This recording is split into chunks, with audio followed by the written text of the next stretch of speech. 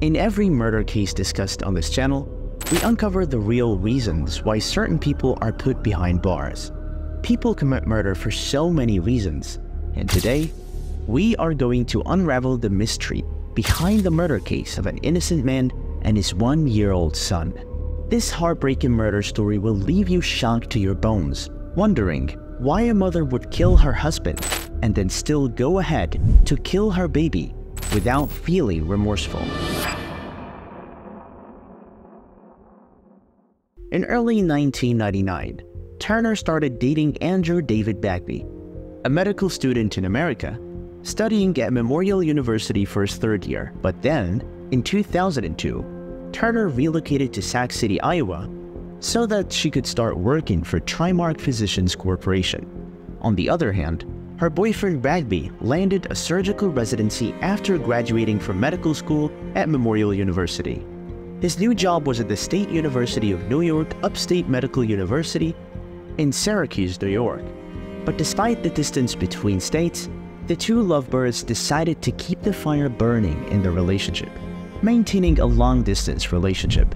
On multiple occasions, Turner would visit Andrew at his Syracuse, New York residence, but he only visited her once in Sac City. However, during one of her visits to Andrew Bagby's place, it was believed that she had broken into his apartment. But then in the fall of 2001, Bagby relocated to Latrobe, Pennsylvania, and began his residency at a family practice under the supervision of T. Clark Simpson. Shockingly, on July 10, 2001, Turner also left Trimark Corporation less than a year into her 10-year contract with the company. She left Sac City and moved to Council Bluffs, Iowa, where the Allegiant Health System of Omaha, Nebraska hired her. In October of 2001, Turner purchased a gun after obtaining a license for it. She used her new gun during her firearms lesson, a Phoenix Armis HB-22 handgun. Turner acted possessively towards Bagby and harassed him over the phone. Then, on the 13th of October, she told him she was 3 months pregnant. The gentle Bagby accepted the baby and promised to talk to Turner about the pregnancy when he arrived at a wedding he was planning to attend. Bagby had even moved on to another lady, which made Turner jealous, and she would argue with Bagby about his new girlfriend. After her last firearm lesson, Turner's possessive love for Andrew made her pay him a visit in Latrobe in October 2001, and the argument about Bagby's newfound lover continued between Turner and Andrew. She didn't want him to leave her, but then, in November of 2001, Turner confessed to Andrew that she wasn't pregnant and that she just wanted to be with him forever. Andrew was so furious that he drove Turner back to Arnold Palmer Regional Airport and broke up with her. This didn't sit well with possessive Turner, who was planning her next move. After phoning Bagby's home 3 times on November 4th, 2001, with no response. On November 4th, 2001, Turner embarked on a 16-hour journey, which was approximately a 1,523-kilometer drive to Andrew Bagby's residence to confront him with her gun and ammunition inside a gun box in her car, a Toyota RAV4. She arrived at his house in the early hours of November 5th, 2001, where she confronted him. Bagby's house was just across the street from his work, and he showed up scared. He then told Simpson about Turner's unexpected visit to his place. Simpson, who cared about Bagby's safety, advised him not to meet up with Turner privately.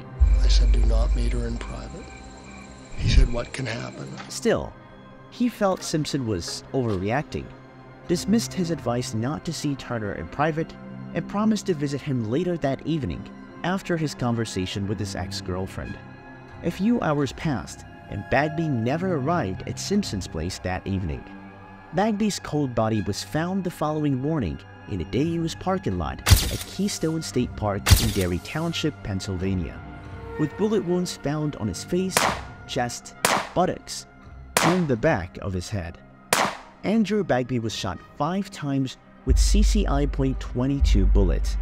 The culprit was not far-fetched, as Simpson and some others gave their statements about Bagby's sudden death and the suspect involved. The state Pennsylvania police swung into action as they contacted the prime suspect, Turner, who lied that she had been in Betsec on the 5th of November 2001.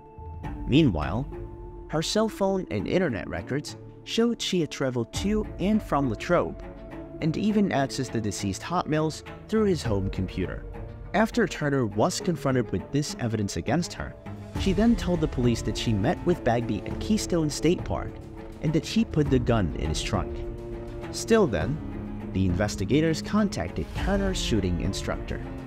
Investigators discovered that the suspect had lied to them and also to her instructor that her handgun had been stolen. After investigators interviewed Turner's shooting instructor, they found out that the suspect's handgun ejected live rounds, meaning she had used real bullets in a firearm during her firearm lessons.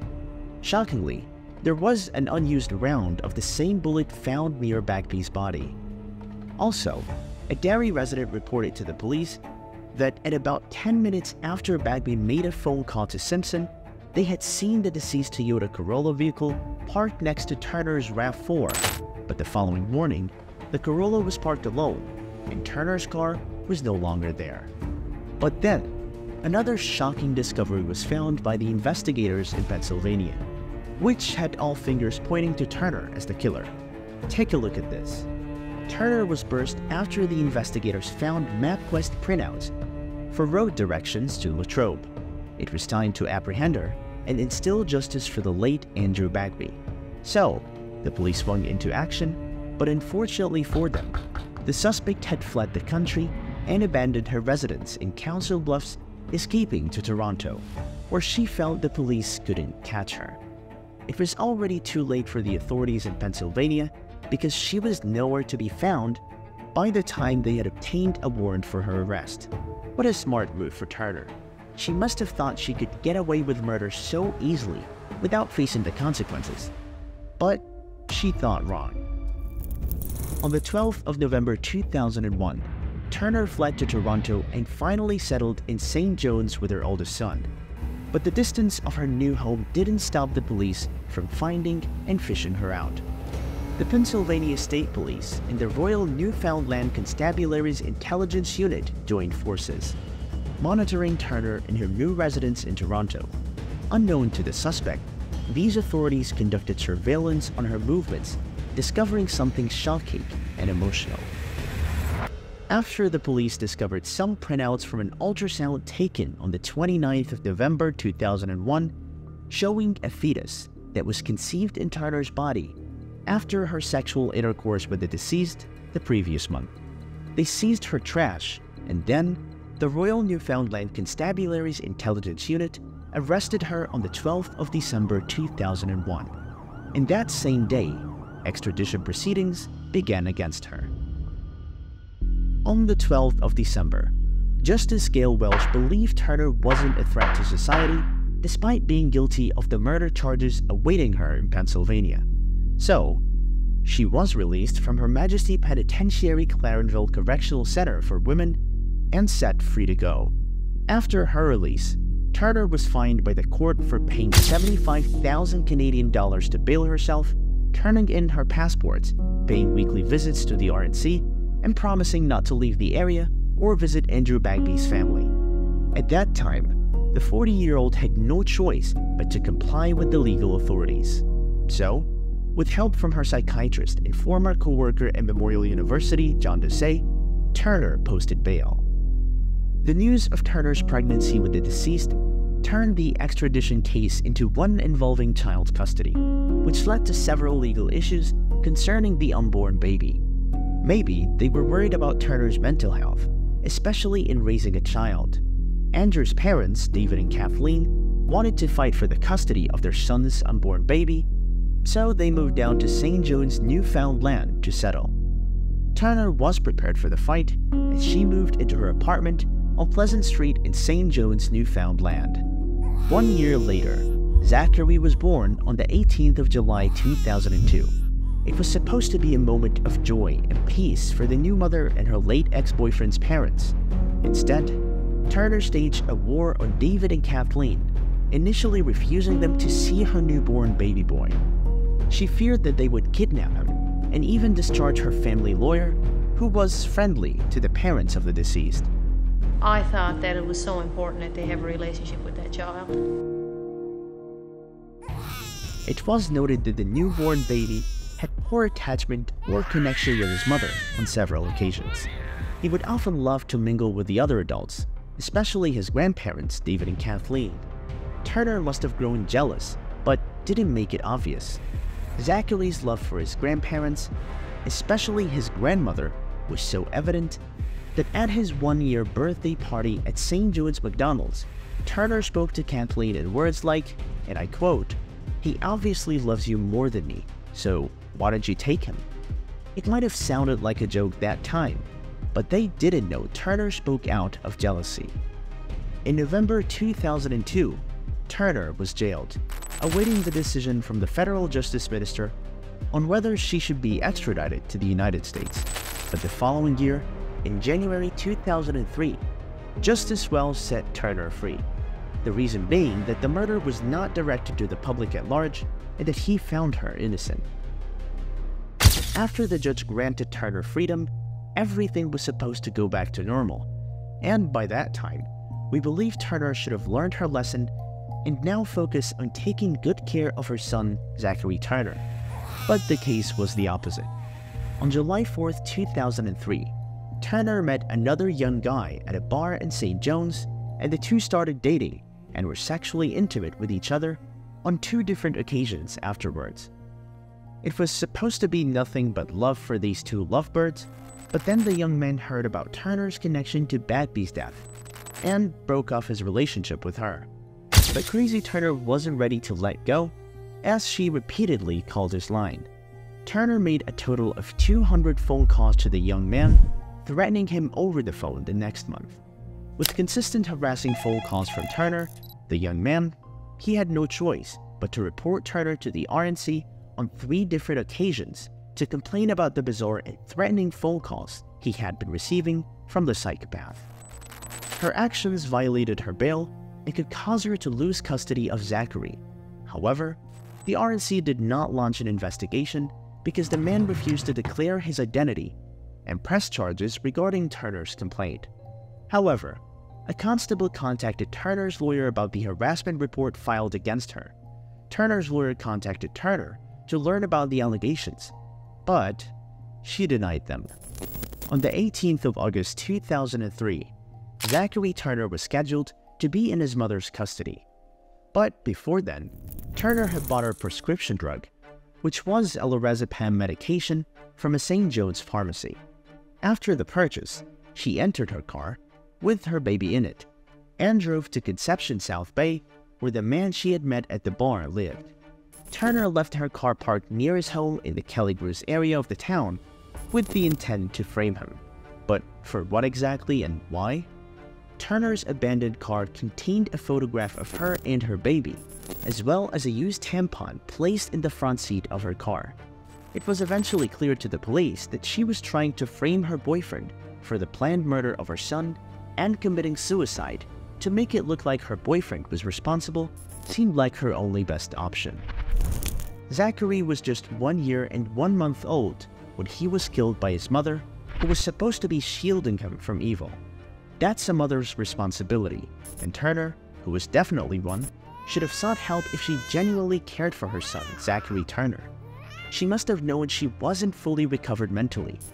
Maybe that was why she was scared, that they would take him away from her. On August 18, 2003, after intentionally mixing her prescription drug into Zachary's formula, she ended up taking a dangerous dosage into her body. Then, she strapped the poor infant to her chest with her sweater and jumped off a fishing pier at Foxtrap Arena into the Atlantic Ocean. But what happened next will leave you emotional. After Turner's body was found on a beach by a vacationing couple, the cause of her death was not far-fetched. She had drowned in the ocean, which must have swept her up to the beach, for the couples to find her cold body. While Zachary Turner was believed to have gone unconscious from the lorazepam medication that Turner had added to his food. His body was discovered nearby, and he didn't suffer like the way Turner did before she died. The sudden death of baby Zachary Turner came as a shock to his grandparents, David and Kathleen Bagby, How could a mother kill her child? What did this poor infant ever do to deserve such wickedness from his mother? They must have wondered. Zachary was a Canadian baby boy from St. John's, Newfoundland in Labrador, who his mother killed. He was such a happy baby until his life was cut short. Shirley Jane Turner was born on January 28, 1961, in St. Anthony, Newfoundland, Canada. She was a Canadian-American daughter of a U.S. serviceman and a local woman from St. Anthony, Newfoundland and Labrador. She grew up with 3 siblings in Wichita, Kansas, but moved to Newfoundland with her mother after her parents divorced.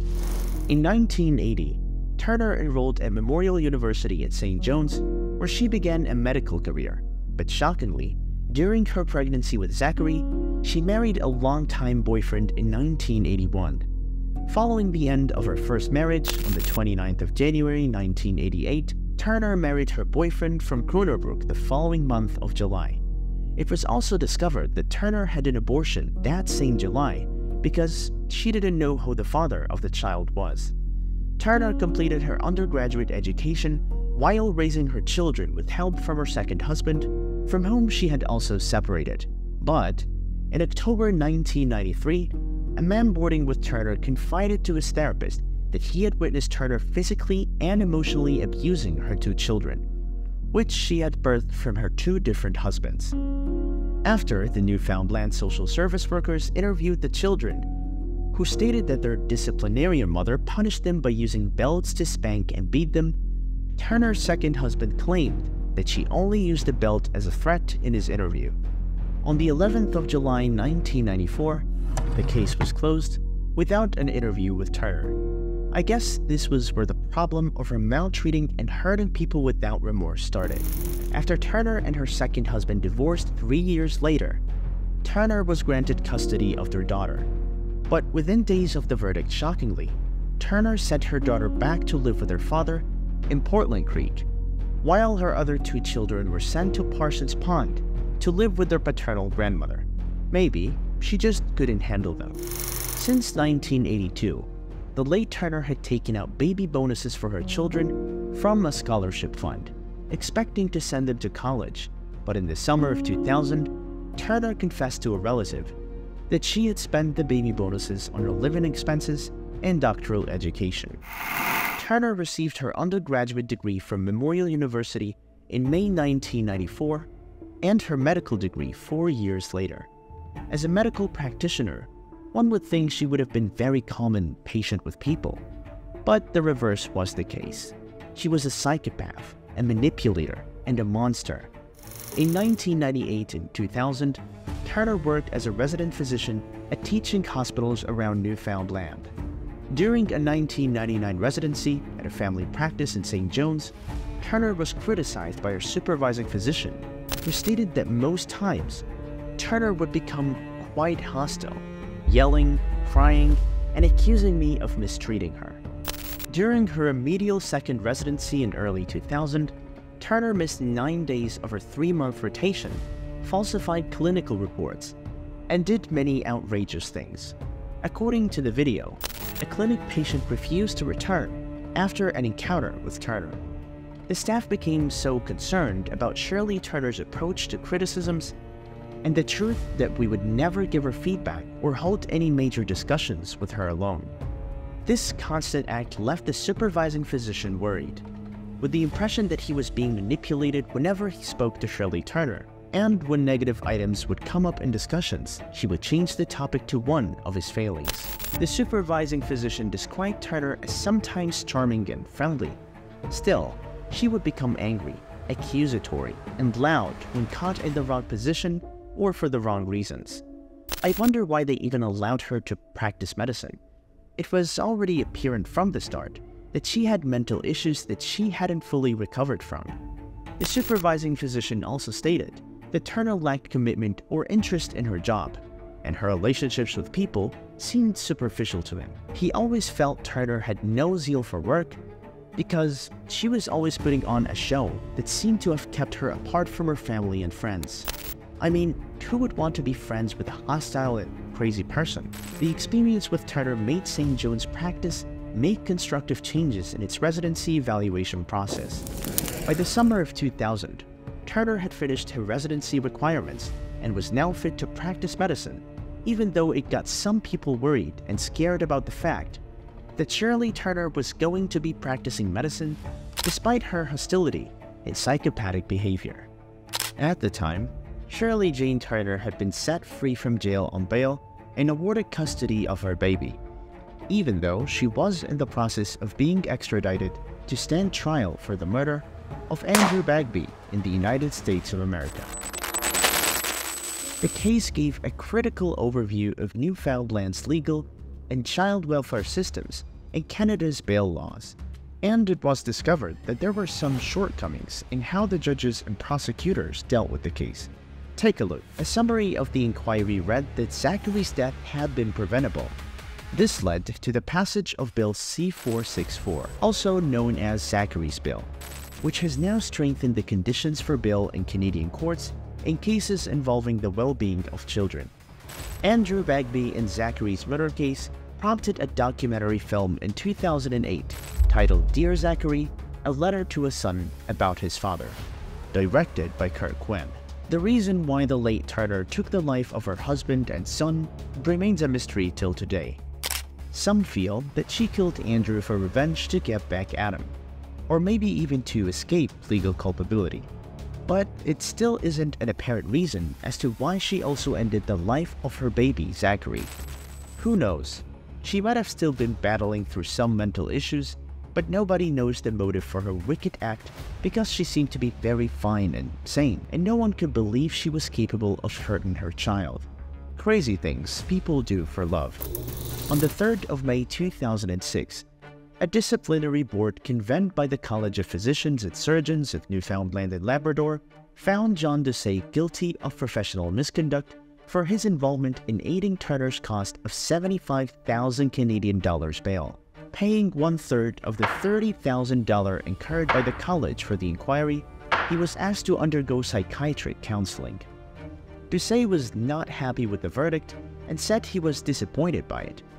David, Zachary's grandfather, stated he was happy with the precedent his case would be settling.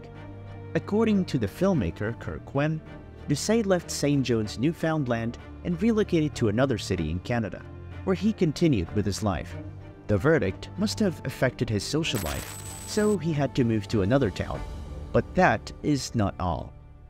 In October 2006, Winnipeg-based critter Peter Markston released a review on the late Turner and her involvement in Zachary's death. He went on to also criticize Newfoundland and Labrador social services officials who worked on the presumptions of Turner's innocence throughout the case, and felt concerned for her welfare more than her actual innocent child Turner, who the same woman intentionally murdered.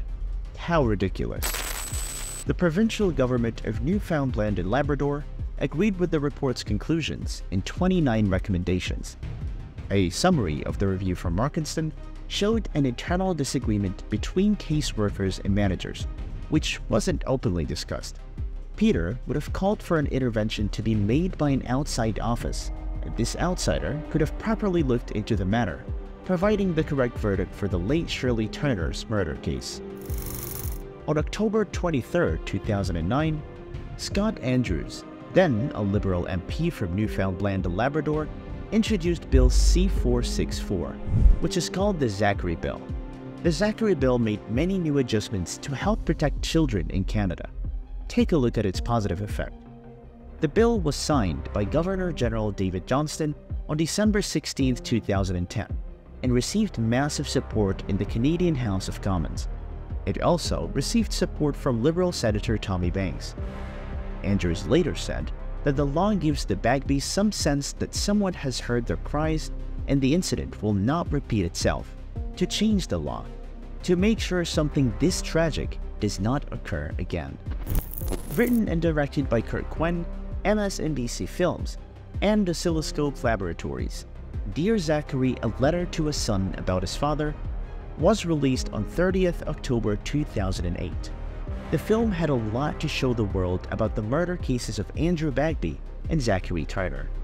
On 7th December 2008, the film premiered at the Slam Dance Film Festival and was broadcast by MSNBC. The movie was named among one of the top 5 documentaries of 2008 by the National Board of Review of Motion. Several organizations named Dear Zachary the best film of 2008. The documentary film was also placed in the top 30 list of best movies for the website Film School Rejects. A portion of the film featured interviews with Andrew Bagby's parents, extended family, friends, classmates, and colleagues. But before and after Zachary's murder, 2 scholarships were established in honor of Andrew Bagby and his son Zachary. The first was called the Dr. Andrew Bagby Family Medicine Scholarship for medical students at Excella Health La Trobe Hospital. The Dr. Andrew Bagby Family Medicine Scholarship benefited 4 dozen students pursuing Bagby's specialty of family practice. The scholarship also supported a bursary fund for Memorial University of Newfoundland students. After Zachary Turner was found dead, killed by his mother at the Conception South Bay, he was immediately buried at Parsons Pond, located in Newfoundland and Labrador, Canada, where he was laid to rest. Losing 2 people they cherished was indeed a painful moment in the Bagby family's life. While reading this story, I felt pained because this could have easily been avoided. Andrew Bagby was shot dead by Turner, who was his ex-girlfriend. What sad news, but not to Turner. But then he was laid to rest in La Trobe, Pennsylvania, United States of America. It's such a sad story. If only the court rightly judged the murder case, Zachary could still have been alive today. What are your thoughts on the murder case of Andrew Bagby and Zachary Turner? Would you agree with me that Turner's case was more of a mental illness or international murder? Do you believe justice was indeed served? Do you also think the creation of Zachary's bill is fair? Let us know your thoughts in the comments. We'd love to hear from you. If there is a case you'd like us to cover, don't hesitate to drop your recommendations in the comment section below.